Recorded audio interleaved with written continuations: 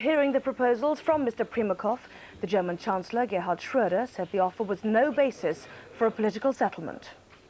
In the last 10 minutes, President Clinton has said President Milosevic faces the mounting cost of his aggression and that NATO must see the mission through. Mr. Clinton said Serb troops are now singling out moderate Albanian Kosovan leaders for murder. As thousands of refugees continue to leave Kosovo, NATO accused Yugoslavia of inflicting a great terror on ethnic Albanians. There are reports that the capital, Pristina, is in flames and that groups of refugees are coming under attack.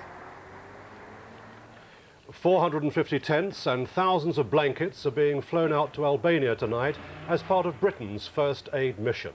The government has also pledged its £500,000 to the International Red Cross.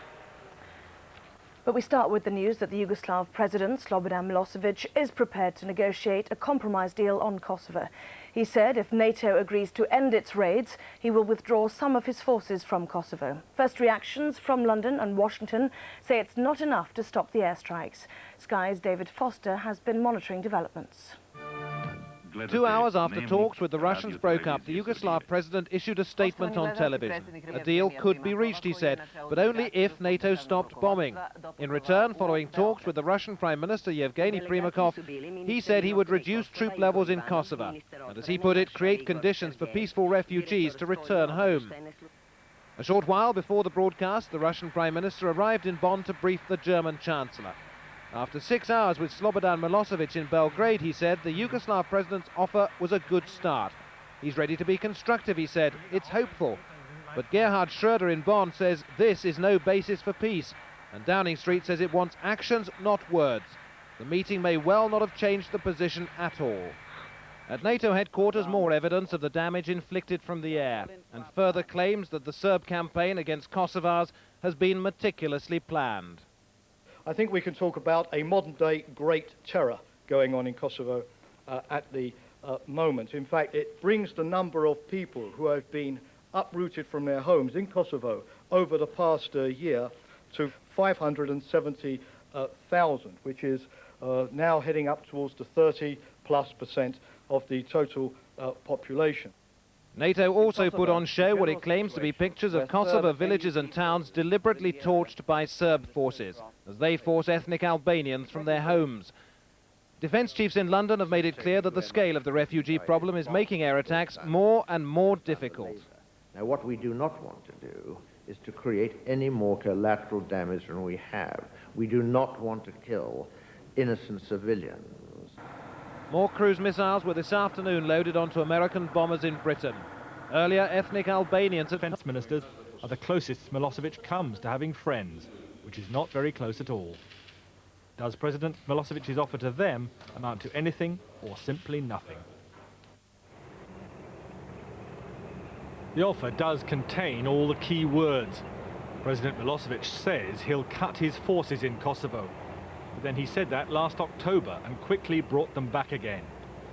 President Milosevic says he'll allow refugees to return to their homes, but then he's destroyed many of their homes and stripped them of identity papers which prove they belong in Kosovo. President Milosevic says he'll go back to peace talks and negotiate seriously, but then he wrecked the last session when it was clear that his enemies, the Kosovo Albanians, were about to settle. All this, says President Milosevic, if, and it's a massive if, NATO first stops its bombing. The offer was all but dead the moment the Russian Prime Minister brought the news to the German capital, Bonn. Yevgeny Primakov paused on his way to brief Chancellor Gerhard Schröder just long enough to sketch out the headlines to the rest of the world. Herr Schröder listened attentively to what the Russian Prime Minister had to tell him, but killed the offer almost instantly. Ich habe deutlich machen müssen, I made clear to him that the core of his proposals, that is, that we should stop military action first and then talk, was unacceptable to me, and I can assure you would be unacceptable to other NATO members. Dass das jedenfalls von mir nicht akzeptiert werden konnte, und ich kann dabei davon ausgehen, dass die Partner innerhalb der NATO das genauso sehen, wie ich es Ihnen dargestellt habe.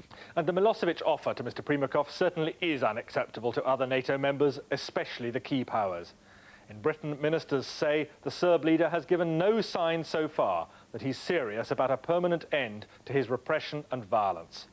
We want action, not words, is the well-worn cliché echoing around Whitehall tonight. And the message is the same from many NATO capitals. Until Mr. Milosevic demonstrates that he is serious, we will continue with NATO strikes. As if to emphasise that NATO is still at war, today in the skies over the Balkans, a British AWACS early warning aircraft could see Allied bombers fanned out across the skies. The displays also picked up the Russian Prime Minister's flight into Belgrade, well away from danger as Mr. Primakov started his shuttle diplomacy. And at NATO headquarters in Brussels, the military was showing what they say is the first close-up evidence of Serb atrocities in Kosovo. The burning of villages filmed from reconnaissance aircraft. Milosevic must stop all this, say NATO, before the alliance can respond. We would need to have actions, not words. We would need to have the immediate withdrawal of the Serb security forces from Kosovo entirely. Secondly, we would need to have cast iron guarantees that that is not going to start again. We would need a clear indication from President Milosevic that he is going to facilitate the return of all of the refugees that he has booted out of their own country over the last hours. And we would be looking, of course, at a willingness and concrete evidence to seek a peaceful negotiated solution on the basis of the Paris-Rambouillet peace accords.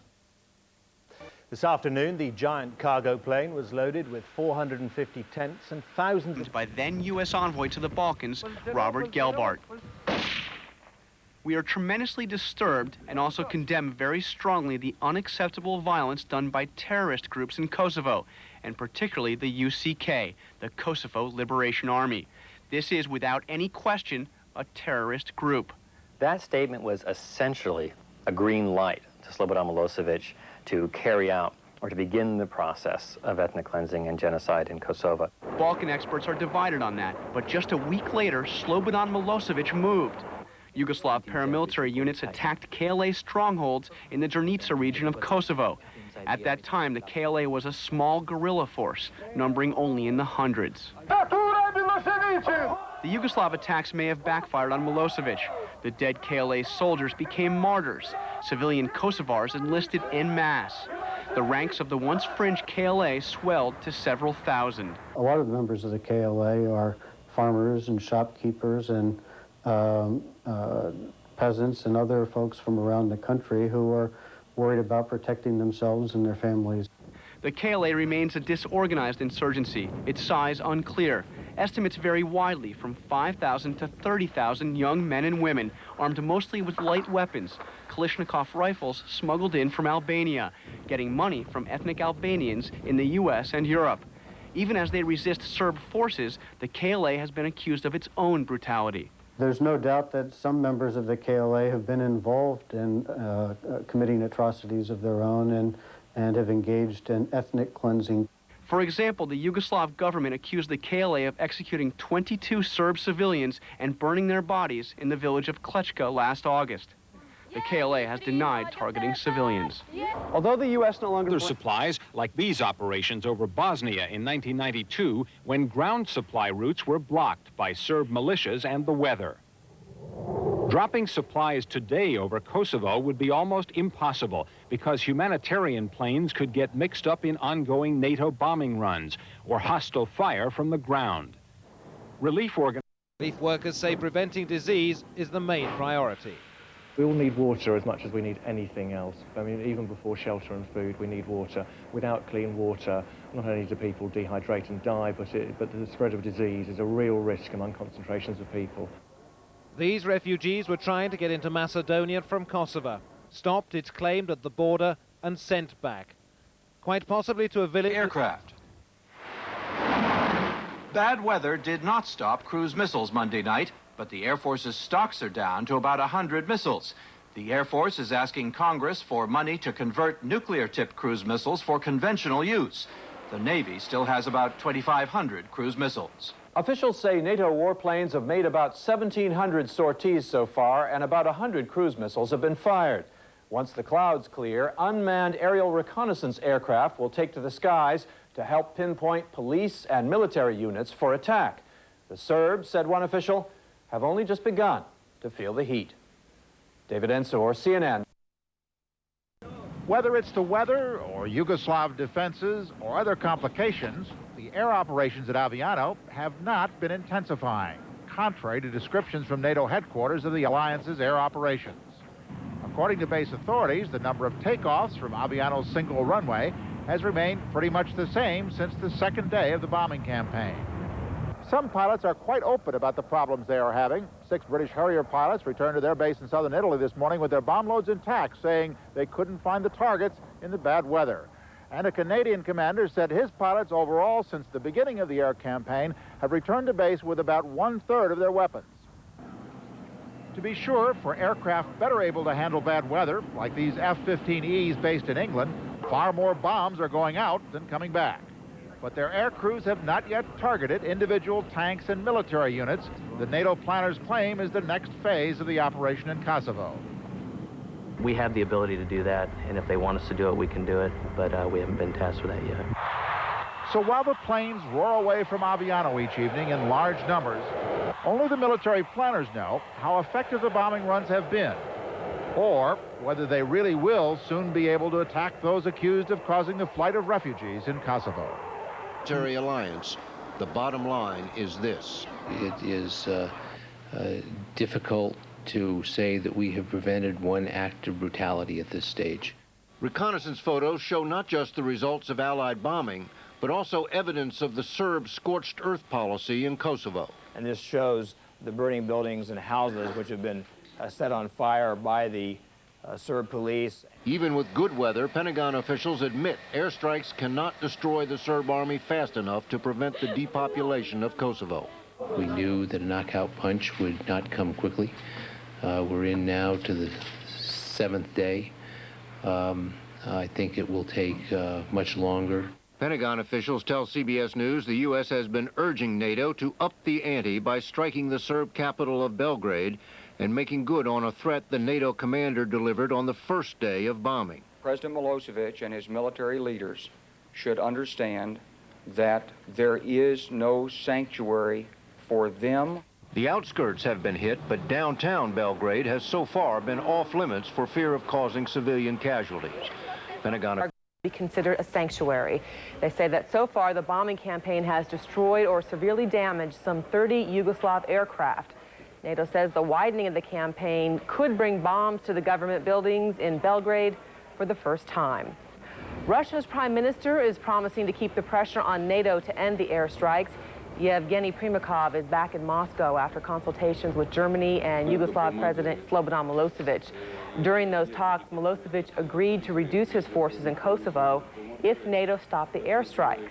But Allied officials say that offer was not adequate. Thousands of people are still fleeing Kosovo today, but NATO officials say the mass exodus is slowing a bit, partly because some border crossings have been closed. And they say there are unconfirmed reports that ethnic Albanians are being forcibly expelled from Pristina. Yugoslav authorities are also accused of destroying public records of the ethnic Albanians in a process that NATO calls identity elimination. NATO says airstrikes have taken out some of the Yugoslav military's best planes, and a wide range of targets were hit over the past 24 hours, despite the bad weather. CNN's Tom Bentier joins us now. He is in NATO headquarters in Brussels. He's got the latest assessment for us now. Tom? Leon, what NATO officials here are saying is that they've expanded in the past 2 days their operations. First of all, in timing, going round the clock instead of daylight only, and secondly, in targeting.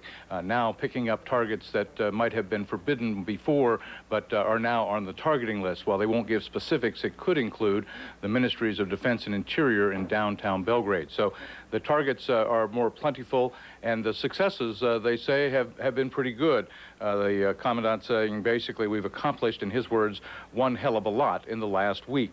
There was some video released here at NATO headquarters just a few moments ago showing some of the successes they've had in the aerial damage that they've been inflicting on Yugoslavia.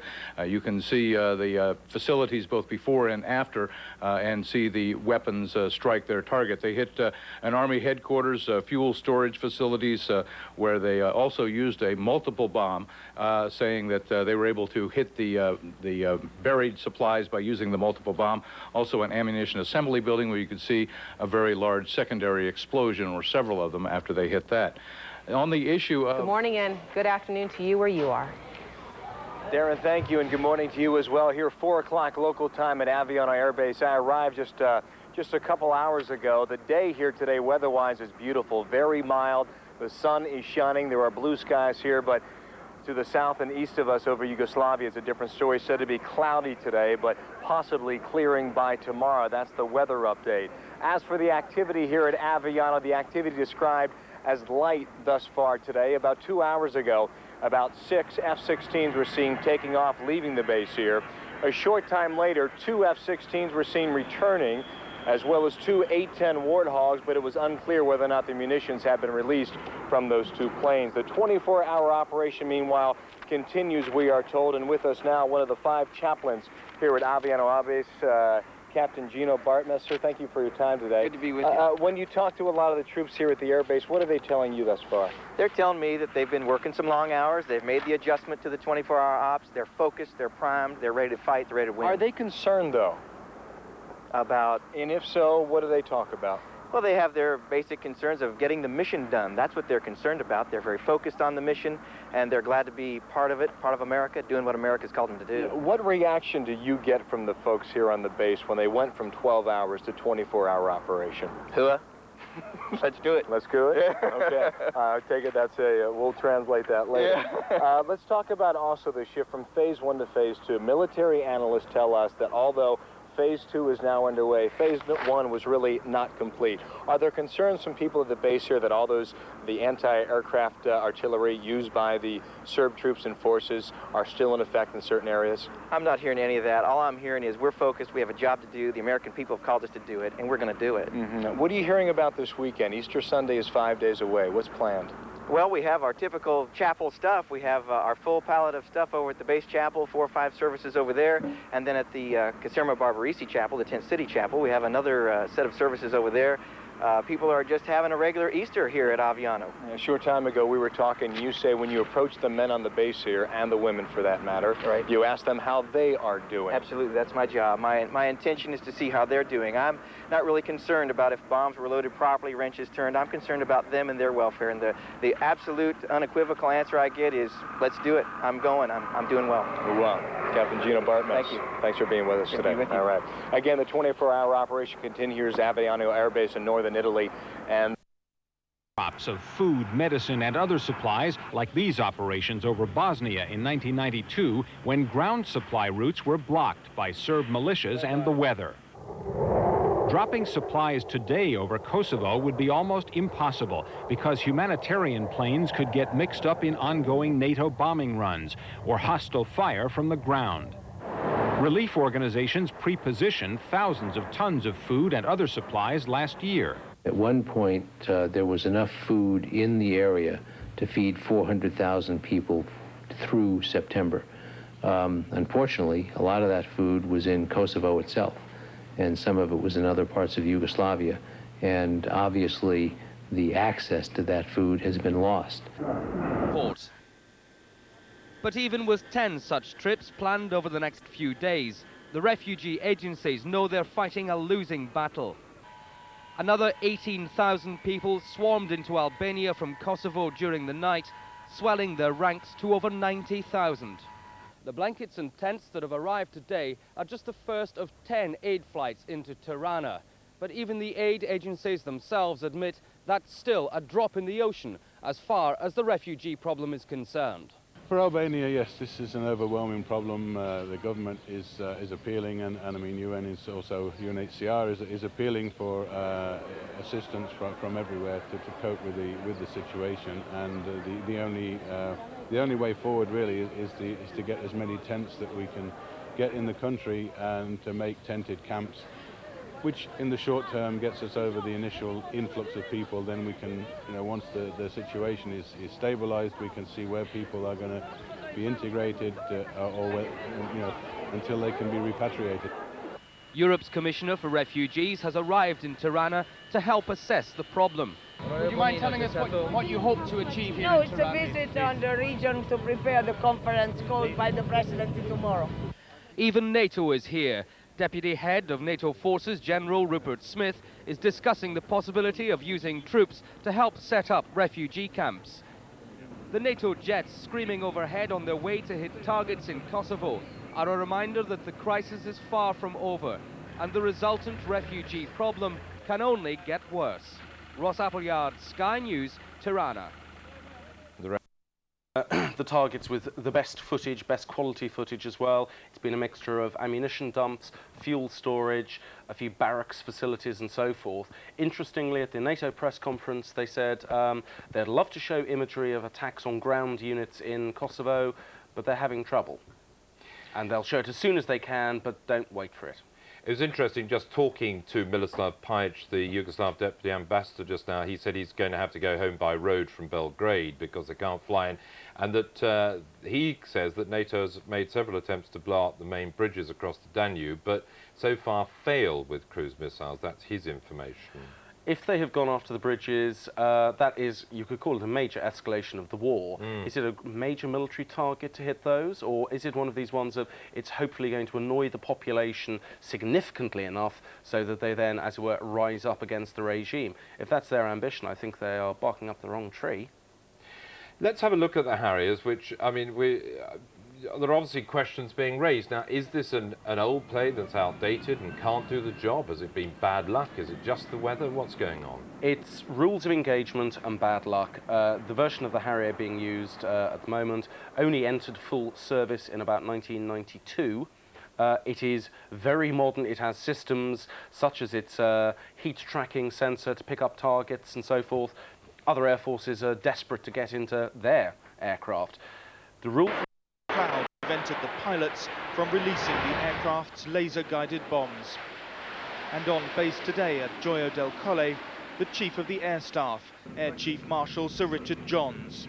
A brief visit to talk to RAF personnel and hear first-hand from the pilots the precise nature of the problems they face, as NATO planners talk of widening the role of the air campaign.